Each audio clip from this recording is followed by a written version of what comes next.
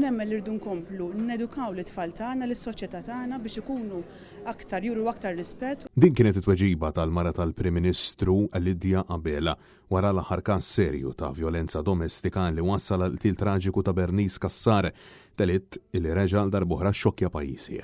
Fl-aħħar jiem, partikolarment wara qtil ta' din l-om ta' żewġ titfal, diversi kienu dawk li saħħu illi l-istituzzjonijiet mhux jagħmlu biżżejjed jew sansitra illi l-Gvern naqas u qed ikompli jonqos lil dawn il-vittmi. Fost l-oħrajn, il-Kummissarju dwar il-vjolenza bbażi tal-ġeneru u vjolenza domestika u driffriġġieri saħqet illi minkejja li qed isir ix-xogħol l-istituzzjonijiet għadhom mhux qed jipproteġu lin-nisa. Il-Kunsill tan-Nisa sostna li l-Gvern jeħtieġ jieħu azzjoni serja u l-Kummissjoni Nazzjonali għall Promozzjoni tal-Ugwaljanza insistiet illi s-sistema falliet.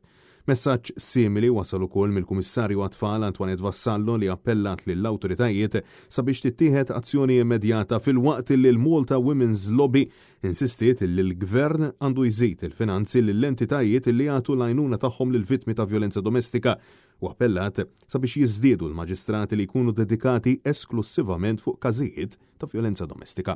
Il-ġimgħa fil-Għodu Net News staqsal Lidja Qabela dwar dan il-falliment min-naħa tal-awtoritajiet iżda mart il-Prim Ministru ħarbet millu twieġbet u farfret kollox fuq l-edukazzjoni. Taħseb illi l-istituzzjonijiet sal-lum fallew, taħseb illi l-Gvern falla f'dan il-qasam?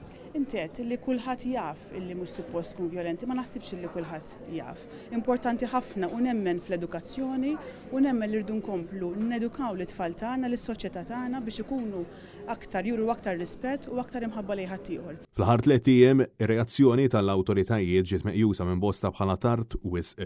Bil-Gvern iħabbar illi se jkun itressa abbozz ta' liġi ħalli persuna tkun tista' tara l-partner tagħha kien x'qatt tingħata sentenza mill-qorti wara l-instabħati bi vjolenza domestika. Abbozz meqjus minn diversi esperti bħala wieħed dajjef quddiem ir-realtà tal-lum.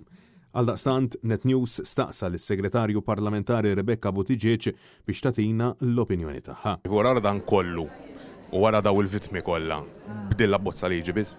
Nemmen li tkun qed tissimplifika ħafna s-sitwazzjoni, ġifieri għamilna ħafna f'dawn l-aħħar snin insemmi twaqqif tat-taqsima.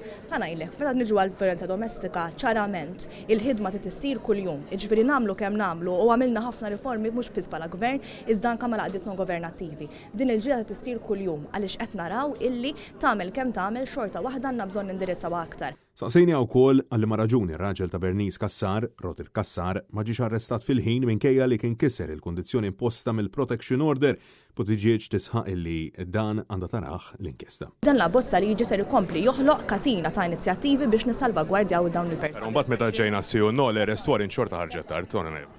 L-arrest warrant xorta ħarġet tard li kienet traġika.